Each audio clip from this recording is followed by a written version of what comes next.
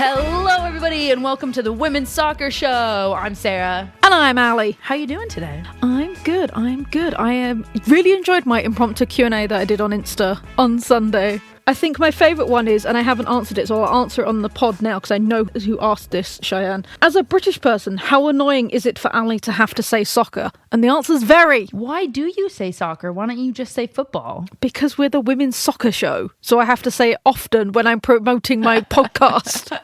That's very true. We had a weekend. We had a fun weekend. We're gonna keep this to women's soccer. I asked you if we wanted to talk men's soccer, and you were like, no.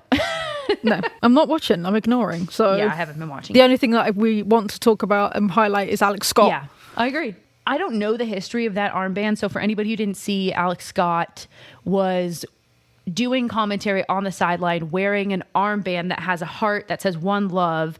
And the heart isn't quite rainbow, but it's multicolored. It's supposed to be that football is for everyone. So the captains of each team had been talking about that they were going to wear it and deal with the consequences. So the consequences were going to be that the captain would get a yellow card. So they all bailed. They all chickened out. It's so ridiculous. Don't you come at me with your rainbow laces nonsense. It's absurd. Next season. Yeah. Put your money where your mouth is. I saw a great tweet where someone said, and I will find it so I can credit you, which is, if Georgia Stanway can play most of the Euros final on a yellow card, then Harry Kane can deal with it. That's great. Yeah, I mean, we won't get into it because I'm sure everybody's, doom scrolling the same stuff on Twitter. But good on Alex Scott for wearing that on the sideline as a black queer woman in Qatar. What a statement. So, Ali, what are we doing today? So, we're doing our game of the week, as always. I'll give people 5 guesses of what it's going to be. And then we're going to dive around the world and check in with all of our favourite leagues to see how they've done coming back from international break. And then we're staying with the WSL. We're going to go into a little bit of an opinion piece. So, Liverpool and Aston Villa both came into the start of this league in a very similar position. Mm-hmm. One is absolutely thriving and one is barely surviving. Yeah. So it's to talk about what's happened and why have they had such different trajectories. And then finally, just so that our stateside fans don't feel left out. No, it's not so. It's because this is a really pertinent, interesting topic in one of the best leagues in the world. So we're going to talk about this whole free agency structure because it's started on November the 15th and there's been so much movement already, controversy, announcements when there shouldn't have been announcements, all sorts of things. Yeah, we're going to talk about what it is, what's been happening, all that stuff. So let's do it. The game of the week, not just for us, but I think for the WSL, because this was prime time on a Saturday, was Arsenal hosting Manchester United at the Emirates. United ended up winning 3-2 on a last-minute goal. It was quite a game. And as a women's soccer fan, I'm happy that the game that was highlighted and was in prime time ended up being this much of a blast of a game to watch. Selfishly, this is the first time that I've watched a non-international game in the pub. Really? Just because it hasn't been on. So this is the first time that it's not been like the Lionesses playing that I've sat in a pub watching the game. Mainly, this is the first time they've had the WSL on in the pub, is what you're saying. Yeah. Well, baby steps. And it was amazing. It was actually an amazing, to be surrounded by my football team and have to sit and watch this insane game. It is the most physical game I've seen all season. And I was at Aston Villa West Ham. We had 3 yellows and Nikita Paris is very lucky she did not get a red card. Mm-hmm. There is no love lost, I think, between Nikita Paris and Arsenal. Yes. So let's talk about the victors first. Let's talk about Man United. I thought it was an interesting formation in the fact that it was 4-1-4-1. Yeah, it was, or let's call it a fluid 4-1-4-1, though. You know, Hayley Ladd was still kind of sitting back. I think it was more of like a 4-2-3-1 is what I would really call it. And that's really how it ended up playing out. Let's set the stage here for going into this game, because both of these teams have had fantastic seasons leading into this game, right? So United was coming off of that loss, their first loss of the season to Chelsea, where they conceded their first ever goals of the season. And Arsenal's coming off an undefeated season so far in the WSL, going into this matchup, playing at home. So this is truly, a clash of the top of the table. And I have to say, we're talking about United. United came out strong. They came out with a point to prove in the first half. Yes, so Man United came out, and I think they had learnt a lot from Chelsea, because Chelsea had been their real test of like top flight football, and they'd come away with their tails between their legs. Let's be honest, it wasn't a great performance by Man United. They got schooled by Chelsea, and they came to Arsenal saying, we're not going to let you do that to us. We are not going to do it in front of 40-odd thousand fans who were at the Emirates that night. And that first half is probably some of the most dominant, beautiful football I've seen Man United play. I agree. This season, because other ones where you're like, not that they barely scraped by, but they didn't have to show off that range of skills because they could get round other teams without having to do that. This one, they came out full thrusters, blazing. They were like, we are going to shut this down now. Yes. The narrative for United, not the narrative, the question for United going into this season, and I think for a couple of years now, has been they can compete at the top, but are they a top of the table team, right? Because we always see them start off well, but by the end of the year, they've fallen and Champions League kind of becomes out of question. Can they take that next step this season? And this was a statement, especially this first half. But United has also struggled putting a full game together. I feel like it's fallen off in the second half for United, and that happened again. Yeah, and like it's something stupid like 45 seconds or something that they conceded. It was something like super close to... Oh, you mean it was 45 seconds into the second half? Into the second half, yeah, that they conceded. And it was a stupid goal to concede, let's be honest. Well, but we'll get in that when we talked about I think it was, if you look at it. We'll get onto it. So let's talk about the first half, because I think that we both agree on this, mainly because we've talked about this before, but I look at Manchester United and I think the first players I think that people usually comment on are Ella Toone and Alessia Russo. And this is not to kind of like put them at bay, because their development, it's no surprise that as they develop as superstars, United is also becoming a more competitive team. That's no surprise, completely equated.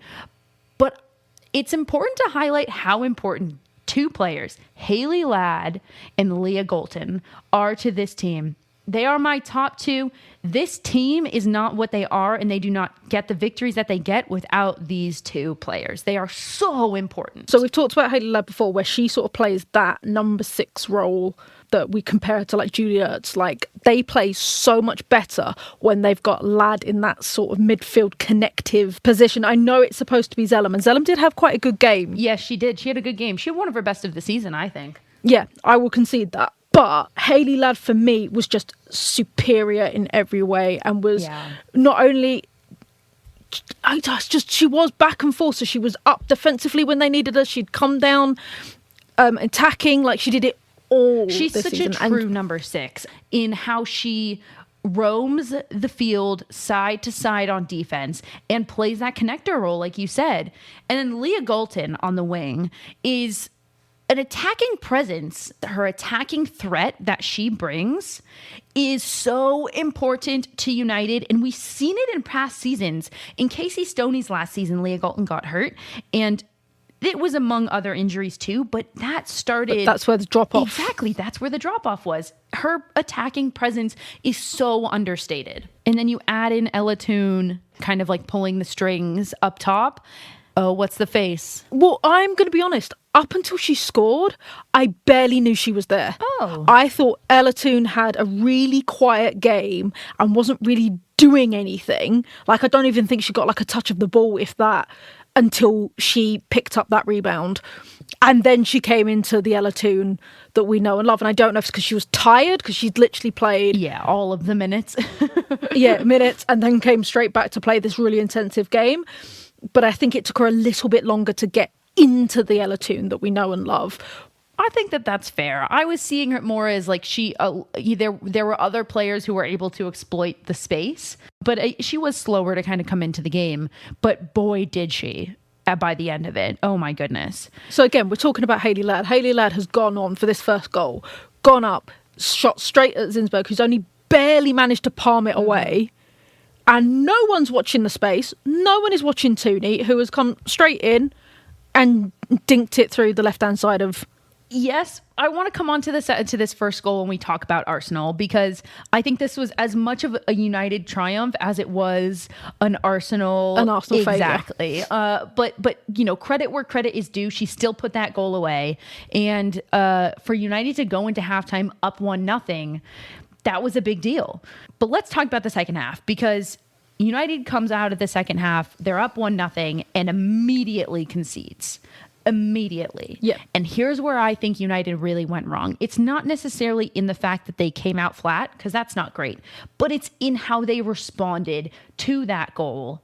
They basically sat back instead of responding well and going on the attack. It felt like it took them about 30 minutes to fully recover and become the United that they were in the first half. Yeah. I can't say thing. It did feel like that they lost that flow. They lost that energy that we'd seen before. And they were letting players get forward that they weren't letting get forward before. Like we were saying it first half, they were shutting down Mead. They were shutting down McCabe. They were shutting down all of those players that forward, all of those that were getting forward. And then suddenly the amount of shots on target that Mido had, that Ford had, that thank God for Merps. Mary Earps had a great game, not with her feet, but she had a great game in the net. But I think what's so disappointing is, I mean, it's not even like Arsenal's goal, the first goal that they scored, was such a great goal that United felt like they had some problems to solve. It was just a fluke goal, and then United dropped their heads. Yeah, and I don't know if it was like the atmosphere, because obviously you're heavy Arsenal fans in the Emirates, and maybe that, because that had cheered up, because there's talk about how the Arsenal fans were all flat first half, and the only thing that was a highlight is they did a light show with their mobile phones, so they hadn't really been in there, whereas as soon as the equaliser came, they're up, they're roaring. Yeah. I mean, absolutely. That's part of being at home. Let's talk about that second goal, because we're talking about United in the second half, and they conceded twice. They went down 2-1 before they were able to climb back. And that second goal was really a lapse in their defense. Beautiful. It was beautiful on Arsenal's part. Beautiful. Yeah. For me, it was Lucia Garcia, the sub who comes on, got completely caught out of position. She was not goal side, and that beautiful, absolutely gorgeous cross by McCabe, and Lucia Garcia was not goal side of Weintrachter, and that was it. And then United turned it on. So while the response to the first goal was terrible, I do actually think United saved themselves and just responded well to going down 2-1 to that second goal. Yeah, no, absolutely. They were more attacking again. They sort of perked themselves up a bit and was like, okay, we're only a goal down. There is something we can do about this. So it's a free kick. The delivery is absolutely beautiful. And whose head does it land on? But it's a Turner twin. It was a great goal. It was a fantastic finish. And I really like how, I mean, I just love watching teams when they bury the goal and then get the ball right out of the net, and they're like, let's go. That's the thing. There was no messing about. There was nothing. Even though it was like 80 odd minutes, they're like, we still got time. We can turn this around. And it was almost like a rinse and repeat, just from a different angle, because that last minute corner, getting brilliant Katie Zellum delivery, and Alicia Russo straight on the head, out past the outstretched fingers of Zinsberg, and limbs. It hurt my heart, but at the same time, that was such a special moment for Alessia Russo that it was hard to be that upset, because to see the joy on her face, having buried that at Arsenal, this is a young player who's kind of like coming into her stardom really at the number 9, and she's been so wonderfully, incredibly consistent for United, and she's growing into the national team, and to see her have that moment, that was special. That was one of those moments where you can't help but kind of like feel how the weight of it, really, that was a turning point maybe for United in this season. And that's it. I don't think we need to talk about Arsenal. Yeah, we do. So let's talk about it on the other side, because I have to say, it was painful watching Arsenal that first half. In the first half, it was. I was like, it wasn't all bad, but the first half, they were nowhere. They were literally nowhere to be found. They are lacking leadership on that pitch. Now, I know Jordan started. I know she did, but I think maybe she'd been out for so long or whatever it is. But you've got no Williamson, though she is now back to grass training, thank goodness. Kim Little was out after the West Ham game. Zinsberg looked ropey. Just wasn't the same keeper that we saw that could have knocked Germany out of the Euros. And something is going on with Vivianne Miedema. I couldn't agree more. I would have listed the exact same names. And I'm going to refine the leadership part to saying they're not just missing leadership. What they're missing is leadership in their back line. Because Zinsberger is not the same. Williamson isn't there. Kim Little, who usually sits at the 6, right, really in front of the back line, isn't there. And their back line is really what let them down this game. And that's where they're lacking leadership and experience. I mean, even talking about the first goal that United scored, Ella Toone was left completely unmarked on the back post. Wubben-Moy, so much space. Wubben-Moy got caught completely in no man's land. Wubben-Moy and Weintratter were marking the same player in the center of the goal, leaving Ella Toone unmarked on the back post. So yes, that was United, great by United, but at the end of the day, that it's small things like that. It's the lack of leadership in the back line. And then to your point about Zinsberger, there were so many saves or moments where I was just like, what are you doing? There was a moment where she stepped out and she had clear space to catch the ball and she tried to one-hand punch it and she almost missed it. And that will affect your back line. When your keeper is shaky, you don't have as much confidence in it, and that can affect everything.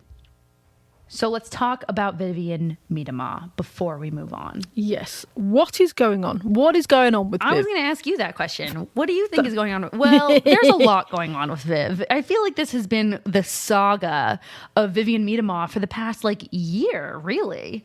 I mean, the start of last season, she's Vivianne Miedema, and then it looks like her attitude kind of drops off, but then we bring in Blackstenius and things are going well again, and then she re-signs with Arsenal, and this is the year we're going to take the Champions League. But look, she's been out recently, understandably so. We don't know the details of what happened, but my read on it is that she got COVID in the Euros. She was forced to play 90 minutes in the final, having just come off of COVID, and she needed some time off to recover. She is exhausted. I'm not trying to start rumors here, but I do wonder if she is dealing with a bit of long COVID. Yeah, no, that would be possible. But the thing is, I don't think they know what to do with her at Arsenal because it's not working where they're putting her because she's just not having that effect because we wanted it to be that she played behind Blackstenius and play that ball and through. And we saw that happen a few times last season at the very end of the season, and it was gorgeous. It was glorious. It's why they almost won the league. They're 1 point short. It was gorgeous. But they don't seem to be doing that this season. And they just don't, and they sort of chuck her on when they need a goal, but she doesn't know where she's going or where she's supposed to be playing or who she's supposed to be playing to. So chucking her on to get a goal isn't working because she's not getting the goal. Yeah, well, she barely touched the ball in this game when she came on. She may as well have not been on the pitch. I totally agree that it is partially where do we fit? How can we get the best out of Vivianne Miedema? Where can we put her on the pitch where we can get the best out of her? And it did seem like putting her at that 10 position was the way to go. Why they haven't stuck with that, I'm not entirely sure. Maybe it is just because she's coming on as a sub and it's a harder position to really sub in for. My biggest question is moving forward if she might thrive in Beth Mead's role if Mead is hurt. I think she plays really well on the wing when she can take on players coming in from the line towards the middle of the goal, cut and shoot. I feel like that's prime Vivianne Miedema. So maybe that is somewhere where we can see her thriving, but it does really seem like she's a little lost. Jonas is a little lost with what to do with her. I feel like I'm just still holding out because she hasn't had consistent minutes.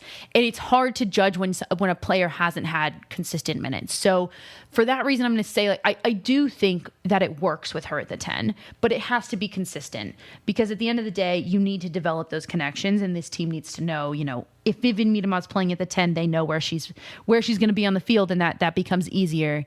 But there still remains a bit of a question mark on, what is going on with Vivian Miedema. Let's go around the world. Over to Scotland, where a cracking top-of-the-table clash between Glasgow City and Rangers ended 1-1. Both were scored from the spot, but for very different reasons. Glasgow's remains a point of contention, as it was a very soft tackle against Megan Foley. However, there was no doubting Rangers, as Glasgow City defender Padres Insa wrestled Kayla McCoy to the ground in the box to get the penalty. Over to Mexico. The final leg of La Liga MX Femenil Championships drew over 2.8 million viewers. Going into the final leg, Tigres had a 1-0 aggregate lead over America, and Tigres took the final game 2-0 in their home stadium, giving them the 3-0 aggregate victory. Congratulations to Tigres for their victory in the Apertura. If you remember, this league plays twice throughout the year, so they will restart with the Clausura in 2023. To France now. Lyon sit atop of the table, 2 points above PSG and 4 points above Paris FC. Number 1, Lyon take on third place Paris FC this Sunday. An important game for Lyon, playing one of the few that can cause an upset to their number 1 spot in the league. And finally, over to Spain. Barcelona are flying again with a 9-0 record and a goal difference of 35. They are still untouchable in La Liga. However, the 2nd through 5th spots are hot. Only 3 points separate the number 2 Atletico Madrid and number 5 Levante, with Real Madrid and Madrid CFF tied on points in the 3rd and 4th place. Have you checked out Total Football Analysis yet? TotalFootballAnalysis.com provides researched analysis on loads of football games, including women's football. Want to know why Miedema scores so many goals? Do you want to explore how City have turned it around this season? Head over to TotalFootballAnalysis.com and sign up to learn more about the beautiful game. We have a special discount for listeners of the Women's Soccer Show. At checkout, type WOSO10 to get a full year for €10. That's €40 off the yearly subscription. Head over to TotalFootballAnalysis.com and type WOSO10 at checkout. All right, we are going to stay in the WSL and talk about both Liverpool and Aston Villa. Now, these teams didn't face each other this weekend. They just have some very interesting similarities, but sit in very different places in the table. Both teams had similar starts to the season. They were at a similar level, especially coming into this season.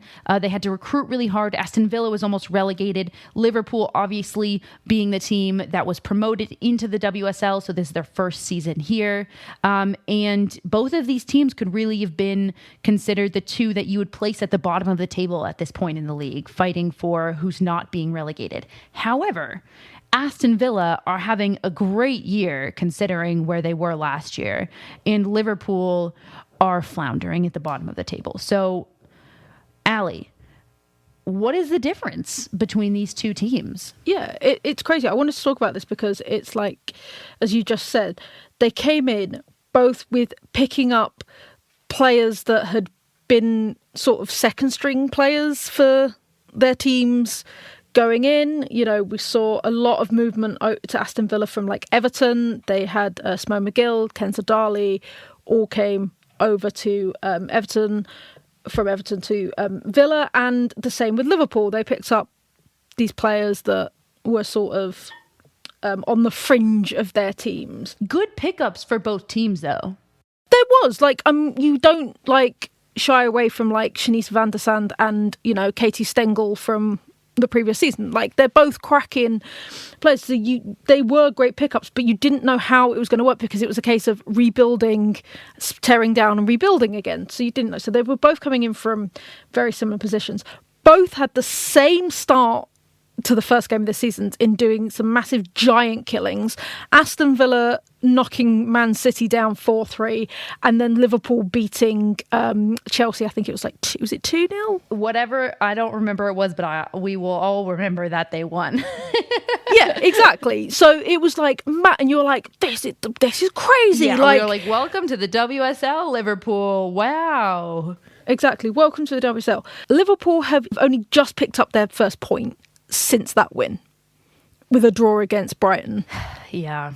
Villa, on the other hand, are absolutely flying and finished this weekend with an absolutely stonking 3-1 win over Reading with a Daly hat-trick. Aston Villa currently sits in 5th place in the table. Let that sink in, everybody. They're 3 points behind City right now. This is not just Villa is avoiding relegation. This is, Villa is a middle of the table, they can knock down anybody team right now. Exactly. So what is the difference? What is it about these two teams that have made them have such wild trajectories? I have one answer. I know you have many. My one answer is very simple. 2 words, 1 name, Rachel Daly. I think partially it's because her time at West Ham was so limited that maybe everybody looked at it and thought, well, it's a different league. Maybe she can't do the same. Not true at all. Aston Villa has scored 12 goals this season. 8 of them are Rachel Daly's. And like you just said, she had a hat trick in the last game. So for me, that's it. If you can score goals, you can win these games. And Rachel Daly is not only a goal scorer, but she is a leader. And we said this before the season started. That type of leadership will mean something. She knows how to win. She wants to win. She's a leader. And both her on the field and off the field qualities, I give it up for Rachel Daly in many ways. I think that's a great segue into what's Liverpool's downfall, which is their great scorer. Sorry, you're not giving me any credit for that. No, I am not. I'm going to let that hang, and you can hang yourself with it when your girlfriend hears it. She's going to think it's funny too. I think that's a great segue into what has been Aston Villa's rise is Liverpool's downfall, is that they are missing their golden boot scorer, Leanne Kinahan. Leanne Kinahan got injured very early on in the season and has injured herself so badly she's not going to come back for like a year. I'm not quite sure if it's another ACL, but it's definitely her knee. It's definitely her knee that's gone. She's had to have surgery and everything else. And so they haven't got that sharp shooting goal scorer that they had in the Championship because she's not there. And I don't think they planned for her not to be there, so they don't have a backup. I think that's a perfect, that's the main point. It's not just that she's not there. It's that they didn't plan. It's that they did plan everything around her being the top goal scorer, right? That's what got them here. So let's stick with that. And now she's not here. Exactly. And so they do have players that can score, like we saw over the weekend. We had Rachel Furness get that late winner, that late draw to get that point that they've been missing. Mm-hmm. But there's just no standout for Liverpool. And I think they didn't have a backup and it's now showing, which leads me on to my next point, which is the management between the two. I was just about to ask. I was going to say, Matt Beard is somebody you know a lot about. Let's talk about the difference in management and if that's affected anything. I think it's a huge difference, to be honest, for me. So I do know Matt Beard very well, who's with West Ham for a very long time. The problem I feel is that Matt Beard as a coach is very rigid. He has his way, and that's it. And his way, a lot of the time, is shouting at the players on the pitch. And whether they listen to him or not is another question. But a lot of it is just shouting from the touchlines. And there feels to be very little flexibility in his game management. So he hasn't seemed to have that creativity of filling that stopgap that we're missing with Leanne. And they haven't got the in-out, okay, so we've gone down, what do we do? And there's just a lack of creativity there. And I think it comes from being in the game for so long. He knows what he wants. He knows what he's got proven record. He's won the league with Liverpool twice, back to back. But he hasn't seemed to have moved on from that in his coaching style. Is Matt Beard a WSL coach, or is he more suited for the championship? If he is so unflexible, unwilling to evolve, that makes him, pretty easy to come up against if you know exactly what you're getting every single time. Is he even suited for the WSL? My honest opinion is no. He leaves teams better than he found them. I'll give him that. But it is very much a case of he will take them to a midpoint and then someone else needs to carry on the work. And he's done that brilliantly with teams. He did that with Boston. He did that with West Ham. He got us to an FA Cup final. He got us solidly in our first season. We were 8th, which first season in WSL was huge. Yeah.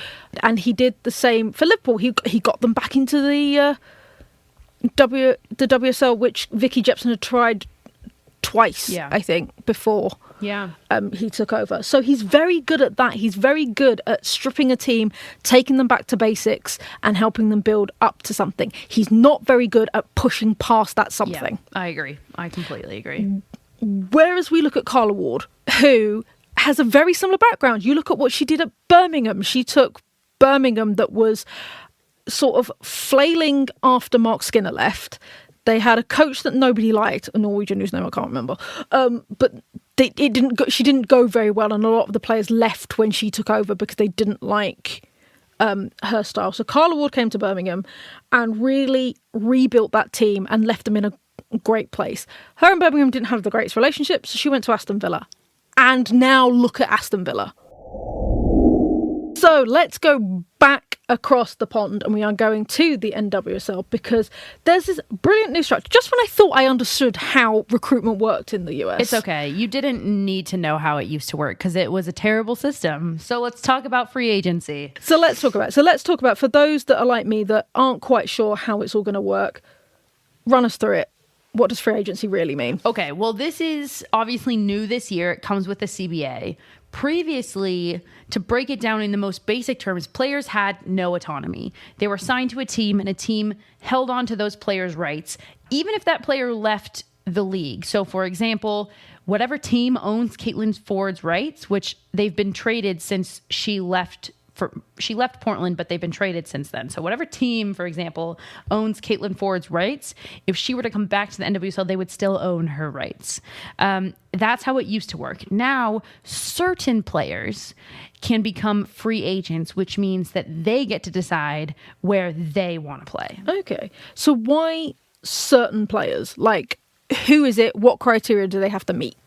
So for this year, and it'll change for the next 3 years, but for this year, it's players with 6 or more years of service or playing in the NWSL and whose contracts are ending in 2022. So you can't just have played 6 years and you can't just have a contract ending. It has to be both. There's a little asterisk that says, some players, their contract has ended, but there's an option for the team to exercise. The option for the team, if that is not exercised, they become a free agent, but the team at first gets to choose if they exercise that option. If not, then the player gets to become a free agent. So, mentioned before, November 15th is a key date. It's a key date, keeps popping up. So what happened on November 15th? Basically, the floodgates opened.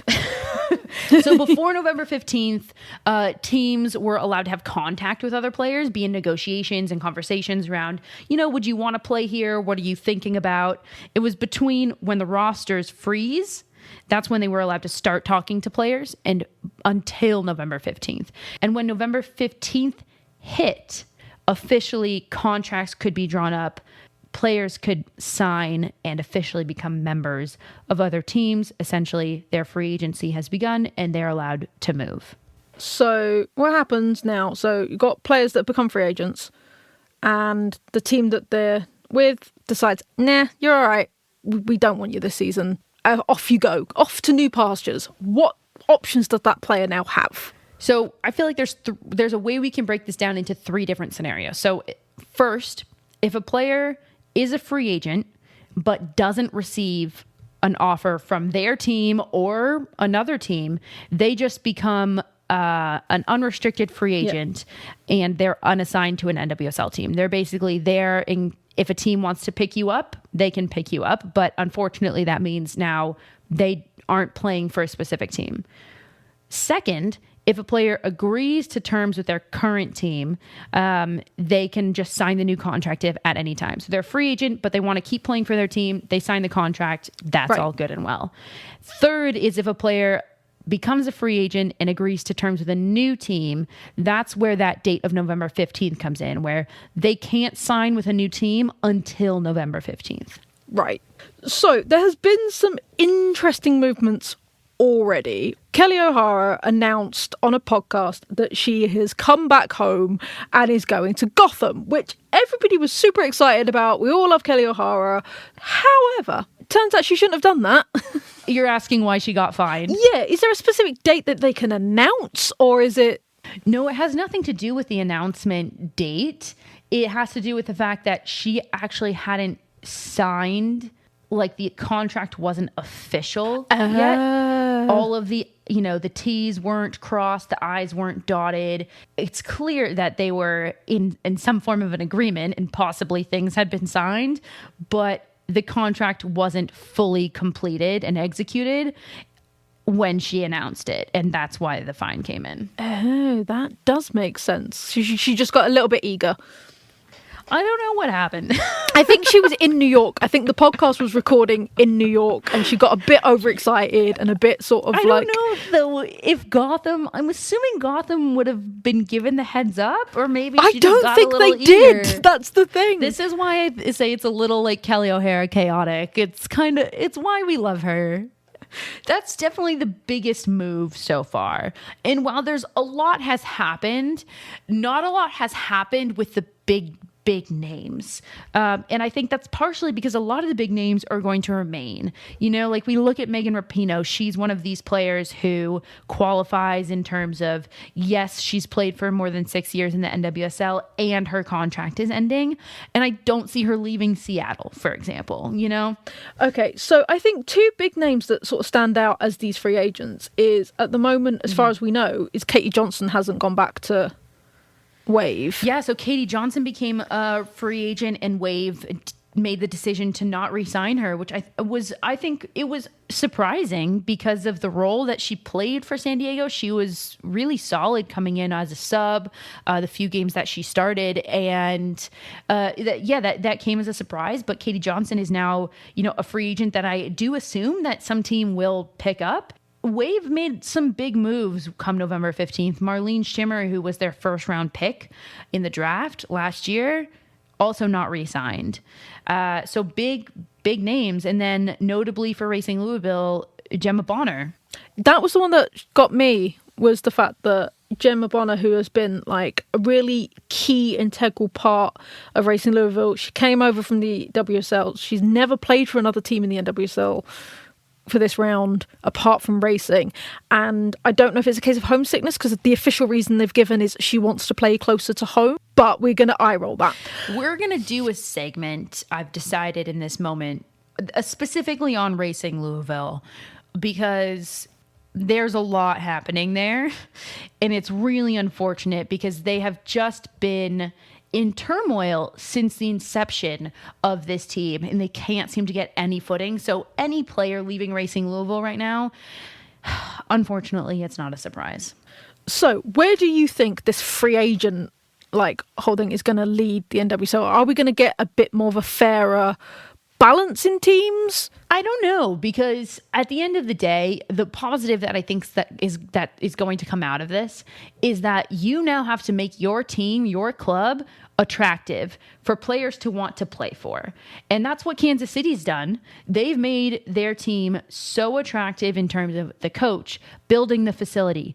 And look what it's done. They've brought talent from various different clubs all around the country, and it's paid off. So I think that at the end of the day, this becomes a positive, not just on the player's side, but it also becomes a positive because it's going to force the league to be a place that you want to play, because the more players that can choose where they go, the more players are going to flood to the teams that are willing to invest in their players and have a positive environment. So at the end of the day, it's just going to be net positive for the NWSL.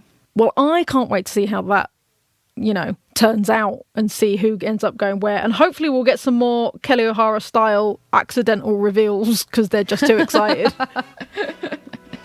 We're definitely going to keep updated on all of the ongoings of the NWSL because even though it's off season, we've got the draft coming up in early 2023. That's still a thing. And we'll keep you updated with everything.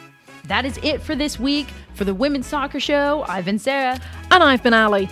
Thanks, everybody. Good night.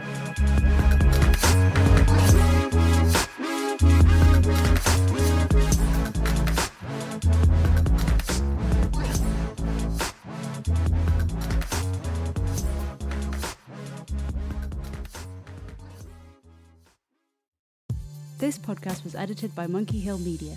Visit monkeyhillmedia.com for more information.